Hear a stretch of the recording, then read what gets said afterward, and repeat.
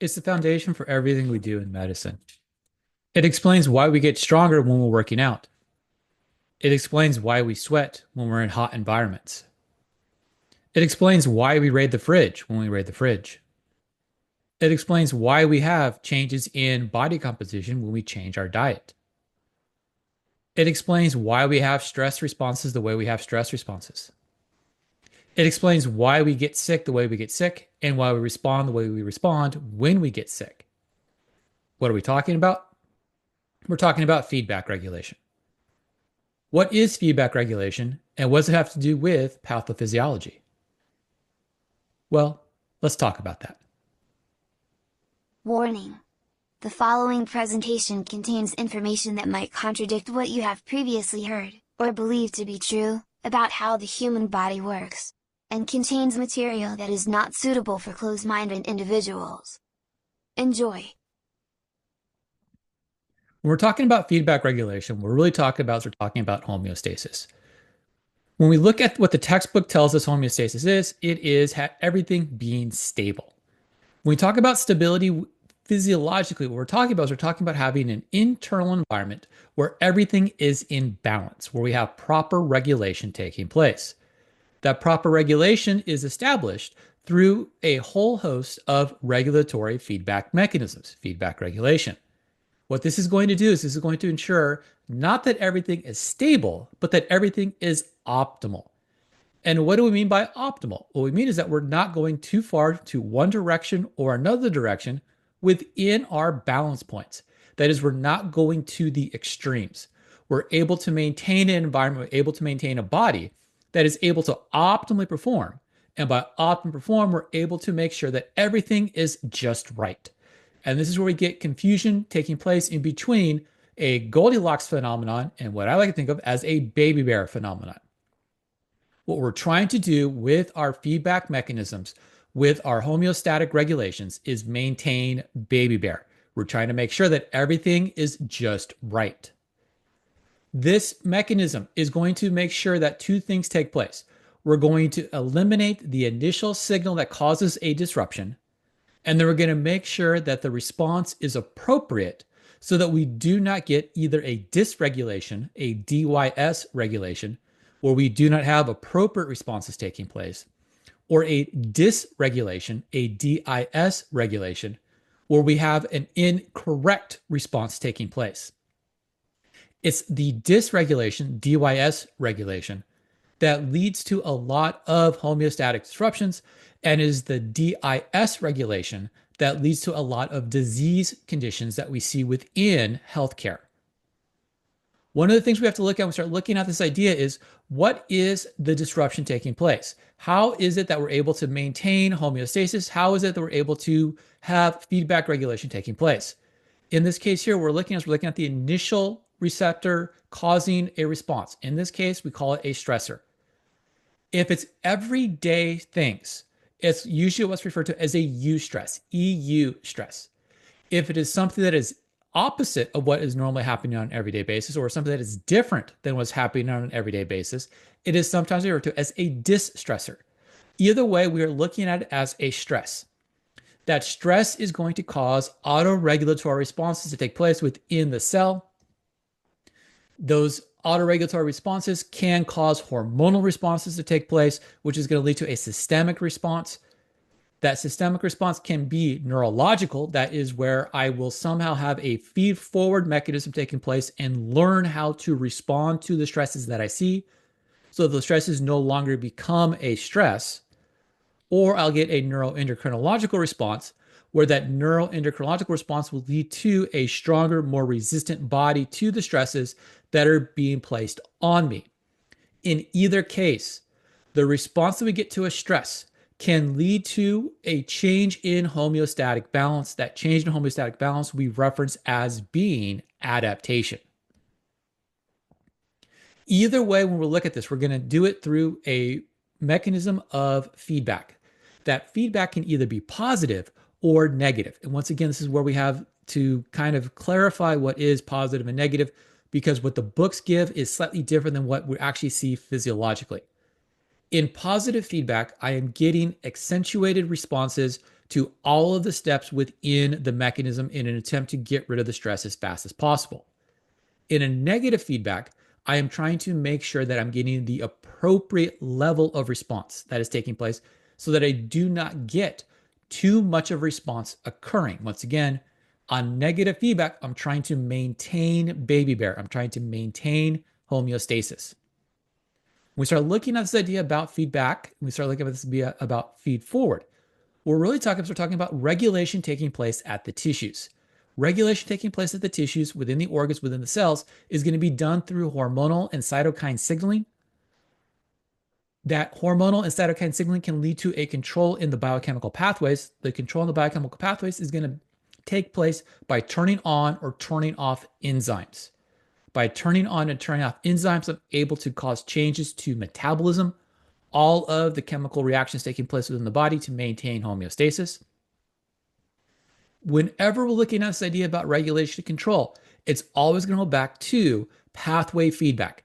Am I going to need to have greater responses, positive feedback, or am I going to need to have lesser responses, negative feedback, in order to have the appropriate level of response to the stressor? Either way, I'm trying to eliminate the stressor. When we have disruption or dysregulation to these feedback mechanisms, this is where we will have onsets of disease come into play. When we start looking at this idea about feedback, why is it that we're going to have negative feedback? What is the purpose of having negative feedback as it comes into play here? Once again, we want to make sure that the stressor signal is controlled and regulated. We do not want to have our responses become another stressor for the body. We want to ensure that the tissues are responsible for the response, do not go into dysregulation. This is where they're having the appropriate response, the appropriate regulation to the stressor, not an abnormal or inappropriate response to the stressor. This is where we're going to eliminate the stressor without leading to excessive responses. This is where we're going to ensure that we do not trigger a disruption in the opposite direction. We do not want to go too far to one side or the other. Once again, we want to make sure we're maintaining our baby bear. We want to make sure that we're maintaining our level of just right, our level of optimal performance. In this, we're going to limit excessive responses by slowing the rate of response. Once again, this is where books will kind of lead us astray. Whether we're looking at positive feedback or negative feedback, we're going to eliminate the stressor. What the negative feedback is going to do is it's going to slow the rate of response so that we do not get excessive levels of response within the mechanisms of feedback regulation. What this is going to do is this is going to make sure that we keep everything just right. Not too much, not too little, everything just right, which means that as we start ramping up towards getting too much, we're going to slow down the rate of response. As we start getting too little of response, we're going to start ramping up that response until we start getting a little bit of too much. We're always going to go a little bit above, we're always going to have a little bit below. But the whole idea here in terms of negative feedback is to make sure that we're not too high and not too low within the responses that we see. And so what is this going to look like in terms of a feedback loop? Once again, we have to look at this feedback loop not in terms of a circle like was usually seen within textbooks, but as a schematic of steps leading to steps, leading to steps, leading to steps in an attempt to get rid of that stressor. Negative feedback, we're trying to keep us baby bear. We're trying to keep us just right, which means that as the stressor comes into play, we're going to have some sort of intermediate steps occurring. Those intermediate steps is going to lead to the first stage of response. That first stage of response is going to start to inhibit the intermediate steps because we do not want to have too much of that first step response. That first step response is going to attempt to eliminate the stressor, but we don't get enough response to eliminate the stressor, which means we're going to head to the next bit of intermediate steps, which is going to lead us to the second stage or the second step in response. As we start to develop that second step of response, we're going to start to inhibit the intermediate steps that came before us, as well as attempt to inhibit both the first step in the response as well as attempt to have enough response to inhibit the stressor. We tend to not quite eliminate the stressor here, which means that we're going to go and have another set of intermediate steps. If we've eliminated the stressor at this point in time, we do not need to have this intermediate step, which means that the desired response is actually at step 2. Here we're going to have a desired response coming in at step 3. That desired response is going to cause inhibition on everything that came before it, because we do not want to have too much response within each of the stages so that we're able to make sure that we are baby bearing. We can think of this kind of negative feedback in terms of doing normal consumption of food, where if we are slowing our consumption, which means that we're not trying to eat as fast as possible, each time I take a bite, each time I chew and I swallow food, I'm going to start to inhibit the initial stressor of being hungry until I have completed the meal. I've eaten the entire meal that I've set out for myself, at which point in time, hopefully, I've eliminated that stressor of being hungry. A lot of times we start looking at these kind of negative feedback loops.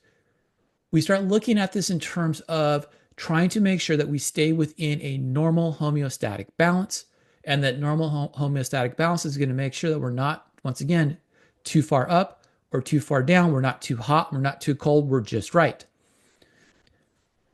This is where, once again, a lot of books will give us references about negative feedback being where I'm eliminating the stressor, like with thermal regulation, where they'll talk about sweating or they'll talk about shivering in terms of a physiological response to being too hot, sweating, or being too cold, shivering. But the problem with the sweating and with the shivering as it relates to being a negative feedback is that shivering triggers more shivering and sweating triggers more sweating. Not only does shivering trigger more shivering, but it also causes larger amounts of shivering to take place within the muscles that are undergoing the shivering contractions. Sweating will also cause more sweating, will also draw more blood into the skin. And by drawing more blood into the skin, it will attempt to dissipate heat even faster. And that's where, even though thermoregulation can be seen as a negative feedback, the steps within that may be positive. And so what's up happening is that if I get a desired response that's going to eliminate that stressor, I'm going to eliminate all of the steps within that response. And I am now able to maintain my homeostasis. We are constantly undergoing that homeostatic balance, but at the same time, we're constantly being exposed to stresses.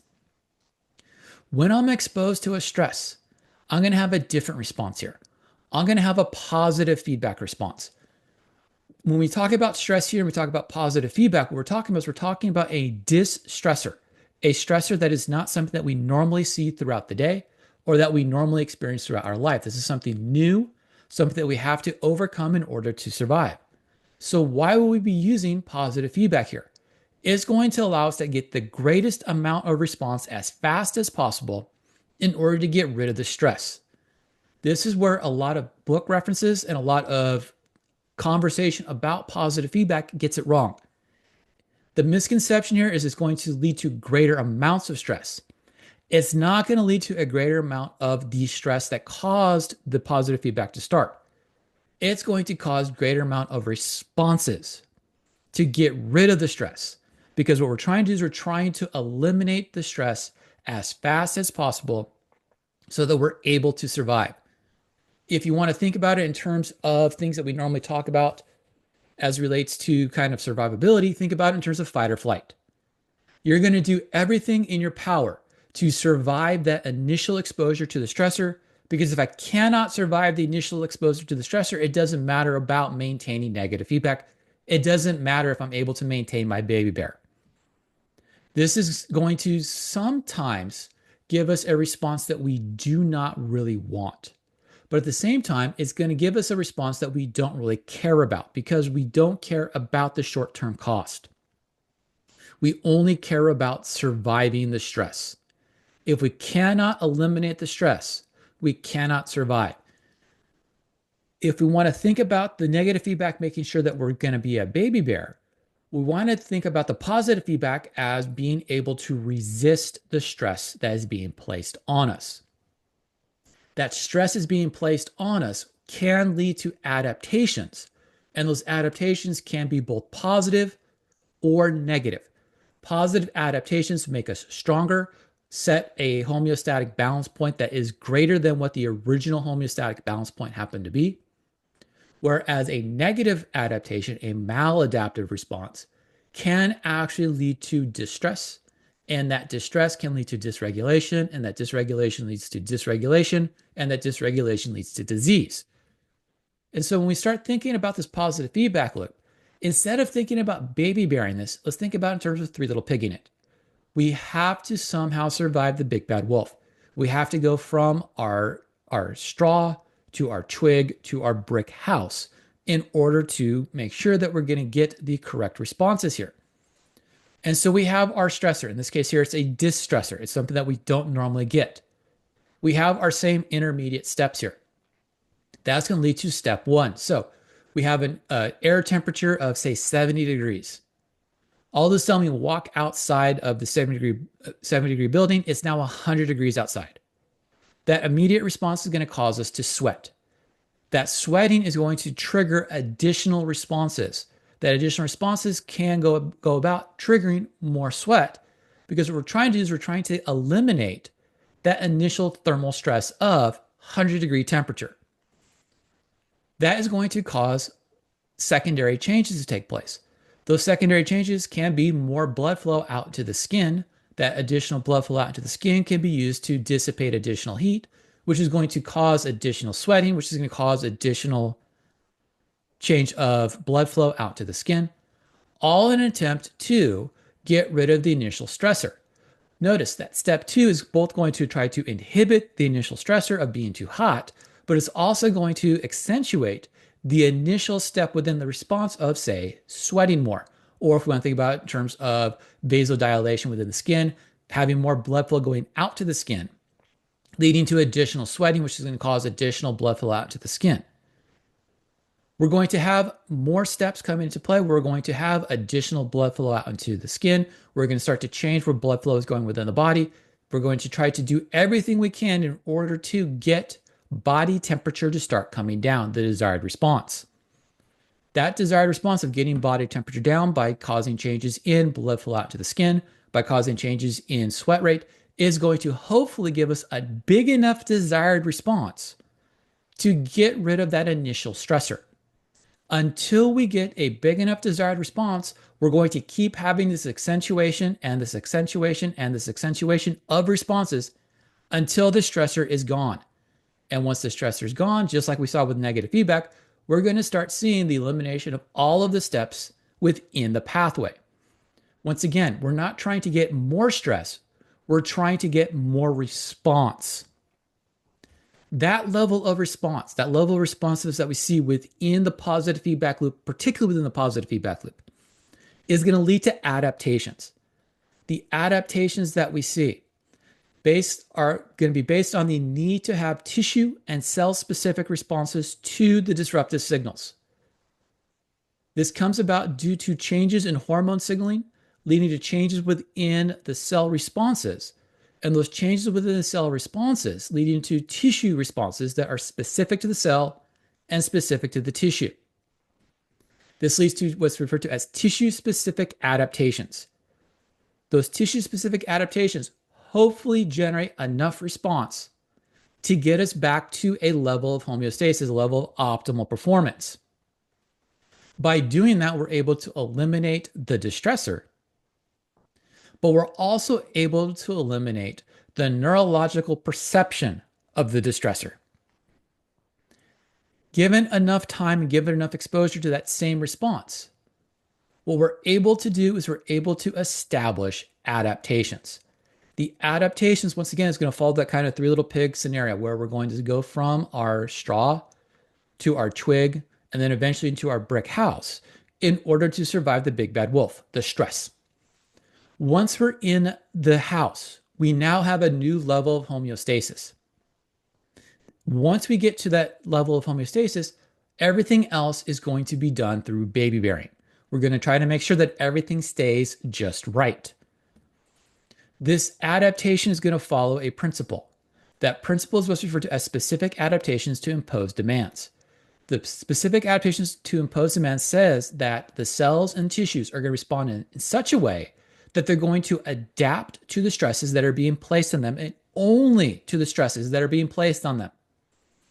This response is going to allow me to get back to homeostasis for that specific stress, but it's also going to allow me to reestablish where homeostasis happens to be. This is going to make sure that I'm able to respond better. And by being able to respond better, I am going to be able to survive the experience. This is going to allow for that same stressor to be seen as less of a stress.